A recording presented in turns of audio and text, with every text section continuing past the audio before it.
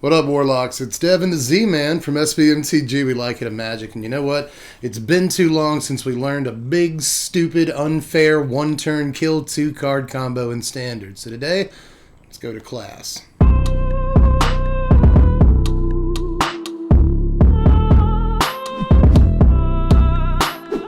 And I'm back. Hey, like and subscribe, and then maybe do some of these things as well. Want to see me play Magic? Do that. You want to support the channel? Do that. But anyway, we got to go ahead and get to it. As usual, I got a whole deck and power rankings and example game to show you, so there's a lot to get to, but the basic concept is actually really simple. It starts with Warlock Class, and it ends with Scourge of the Skyclaves. It's really that simple, but I wouldn't blame you if you didn't know what either of these cards did. Warlock Class is brand new, and nobody plays with it. And Scourge of the Skyclaves came out a good long time ago at this point, almost a year now, and it's been a while since anybody's even looked at this card. So, in case you wanted a little refresher, how this thing works is if we kick Scourge of the Skyclaves, everybody loses half their life rounded up. And if the last level of Warlock Class is active, the opponent will lose the other half of their life on their end step. So if you're keeping score, that really should kill them. They lose half their life, and then they lose the other half. Math checks out. But these cards do other stuff too, right? Warlock Class only costs 1 black mana to get on the table in the first place, and the first level will do a damage or 2 every now and again, right? We might lose creatures in combat, we might sacrifice them to a sacrifice effect, so there's plenty of ways to get our own creatures off of the battlefield during our turn. Or we can use sorcery speed removal to kill the opponent's creatures. This will sometimes add up to a few life, and if you've got multiple Warlock classes out, level 1 can actually be pretty decent, but level 2 is really good. It just gives you a kind of anticipate effect where you get to put the other 2 cards in your graveyard, and there's multiple ways to access them after that, but just for 2 mana, being able to get like a sorcery speed, look at the top 3 and get the best card is great, especially in a combo deck that's looking for specific cards. So if you got your Warlock Class down, you're still looking for your Scourge, easy way to find it. And Scourge isn't really bad by itself either. Sometimes this can be like a 10-10 pretty easily late in the game, or even bigger depending on what your life total is. So if you're able to like wipe the board and then get a Scourge of the Skyclaves out, that can finish the game really fast. Sometimes you don't even have to kick Scourge of the Skyclaves. As long as you've got a Warlock Class out that's set to level 3, just getting through with an attack for Scourge of the Skyclaves will sometimes do the trick. Of course, there's a glaring problem here that you've probably already noticed and perhaps even mentioned in the comments section. I know you. This is a lot of mana. I freely admit that. It costs a total of 10 mana, 7 for the last level, to get Warlock Class to level 3. And it costs 7 mana to kick Scourge of the Skyclaves. Where are we getting all that mana?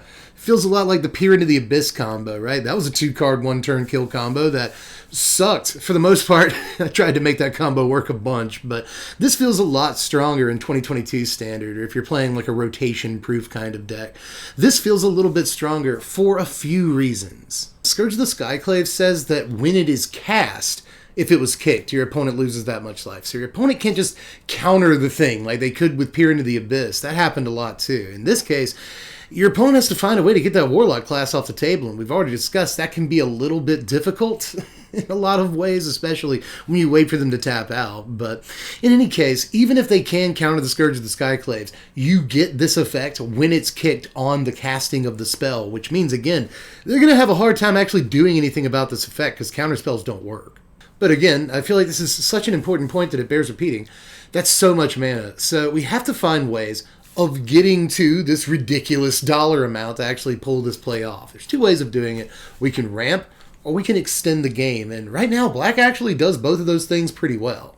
Now, as far as ramp goes, we're going to do the old 4 Shambling Ghast, 4 Deadly Dispute, 4 Skullport Merchant trick. I apologize in advance for putting this in so many decks. It's just a really good package that goes in a surprising number of things, and I think this is a perfect place for it. We need a bunch of mana, and all of this is a great way of getting a ton of mana. Actually, relatively early in the game, too. Deadly Dispute plus Shambling Ghast will usually get you 2 treasure tokens as early as turn 2. That means you have 5 mana on turn 3. So it's not too hard to get to the mana that you need to do the things that you need to do in this deck, ultimately. Skullport Merchant is also really important, along with Deadly Dispute, because they draw cards.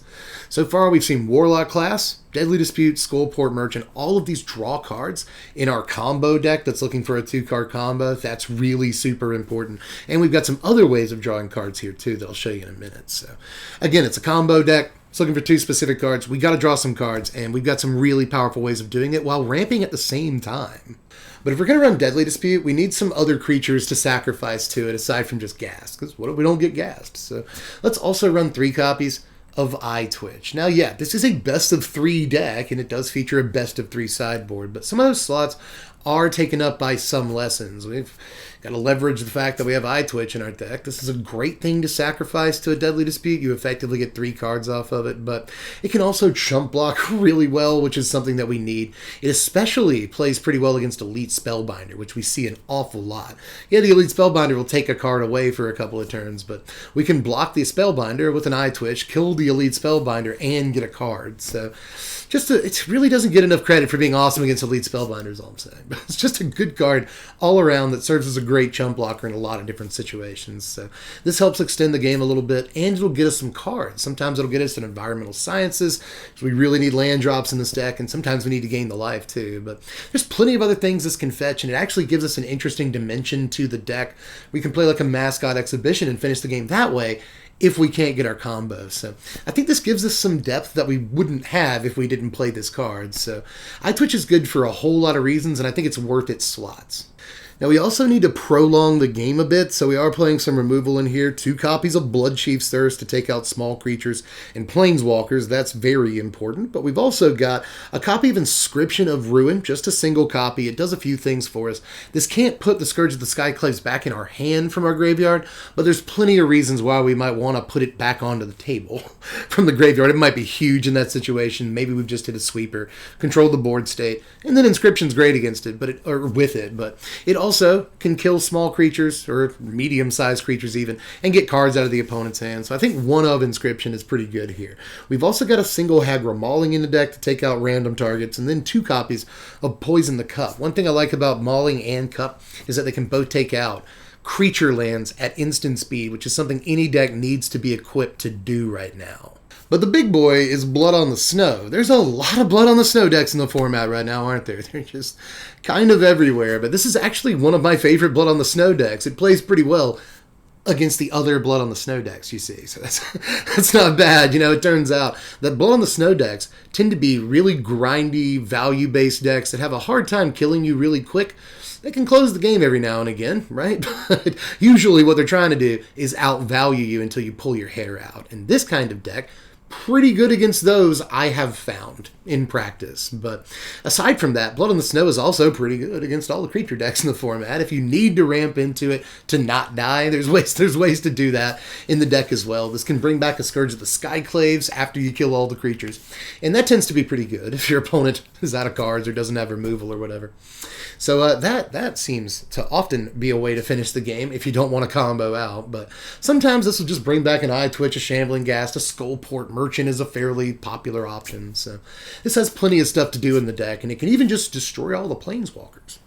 If you want it to do that, I've played it that way a couple of times. But for the most part, we're trying to extend the game to where we can get to the amount of mana we need to do our combo thing. And sweeping the board is a big part of that. So we need at least 3 copies of this. I'm trying to work in a 4th. But we're not quite done with the main. If we're going to play Blood on the Snow, I want some Planeswalkers, so I'm just going to play 1 copy of Lolth and 1 copy of Professor O-Town. I like both of these cards quite a lot, but Lolth, I was playing 2 copies of this to begin with, but decided to go down to 1 because this is often just a 5-mana draw card spell. The deck needs to draw cards, and it's great to have a Lolth out to draw cards every turn, so long as she's out. That's great.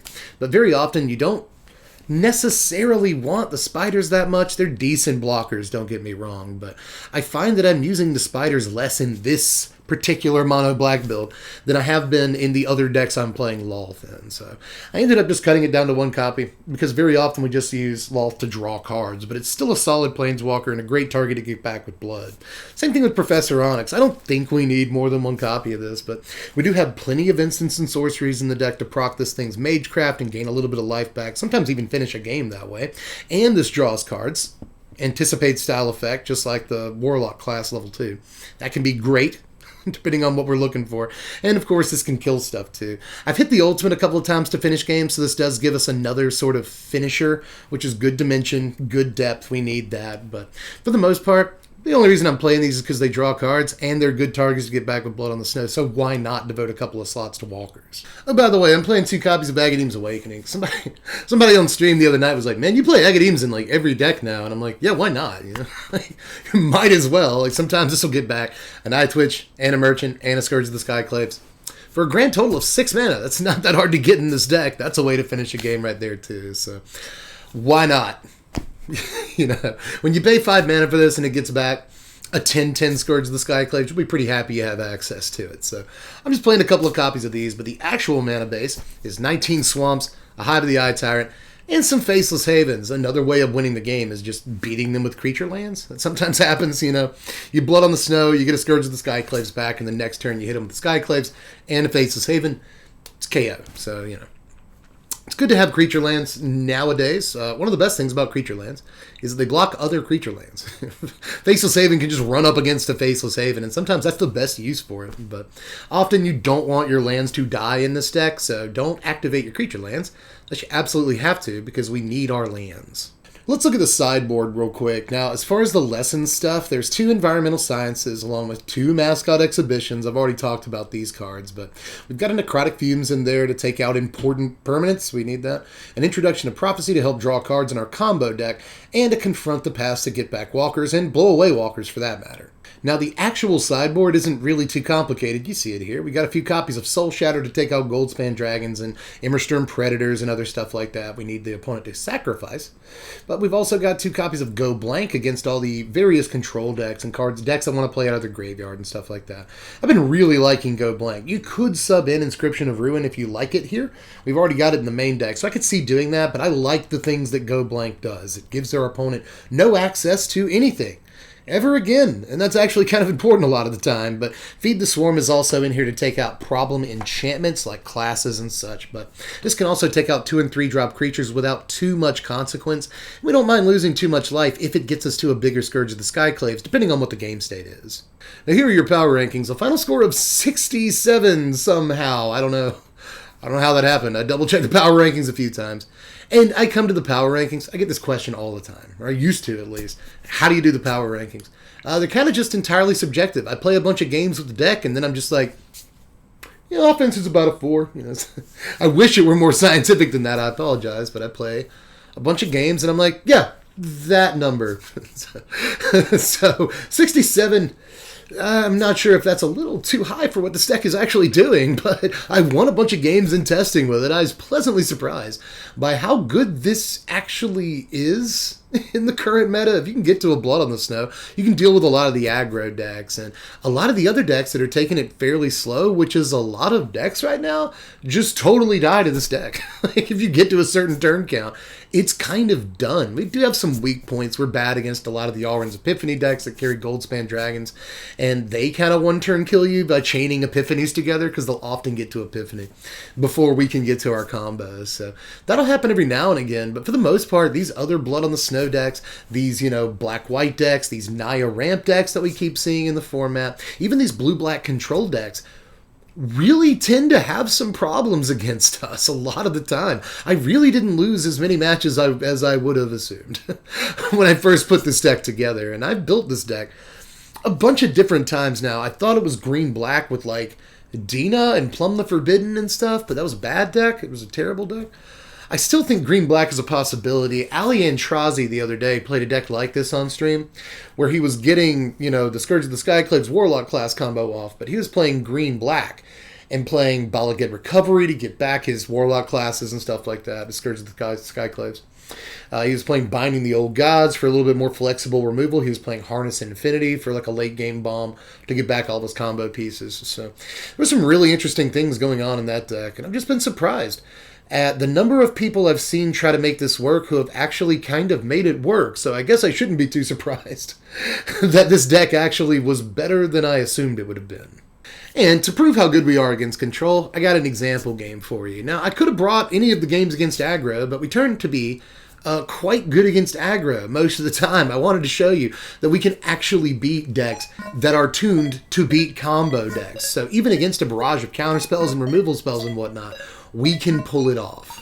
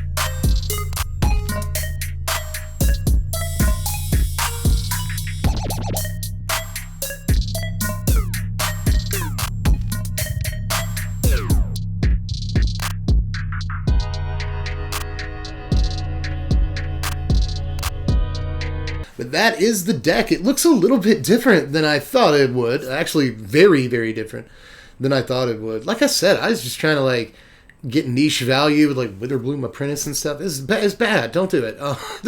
Don't build a deck that way. It turns out you just want the combo and you want to go all in on the combo. Usually that would be a bad idea, but in this deck, not only do you have the combo, but you can just kill with Scourge of the Skyclaves or Creature Lands or Mascot Exhibition or Agadeem's Awakening. There's a lot of ways to actually win the game in this deck. You don't just have to combo out, but the game goes long enough, you have that option. So try this thing out. I was really surprised by the fact that this deck is so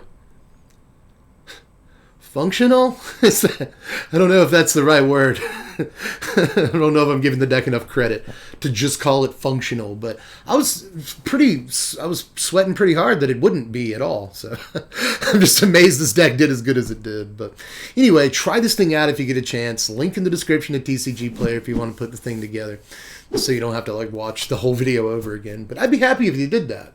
I would, but if you do want to help out, just like, subscribe, hit the bell for notifications. It will not be long now until we get into Strahd Midnight Hunt spoilers for real. So you want to be subbed for that, check that out. And again, do this stuff. You want to watch me play Magic, there's the Twitch link. You want to support the channel, $1 a month to vote on content, and you're going to want that. It's a good deal. You're going to want it soon because we got Midnight Hunt coming out, got the first deck techs of a brand new season, you know. It's $1. It's $1. Help me out. Anyway, I think that's pretty much all I've got for this one, or every one of you, everybody. So I guess I gotta start editing this video. I got a whole thing I gotta do this weekend. I haven't had a thing to do in a really long time, but I've actually got a thing to do.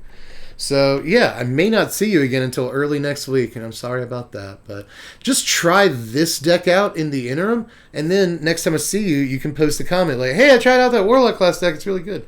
Try it. We'll get there. We'll get there together. But anyway, I love you guys. And I'll catch you cats later. I'm Dead from the Place. Thanks for watching, Wizards. Spread love and be kind.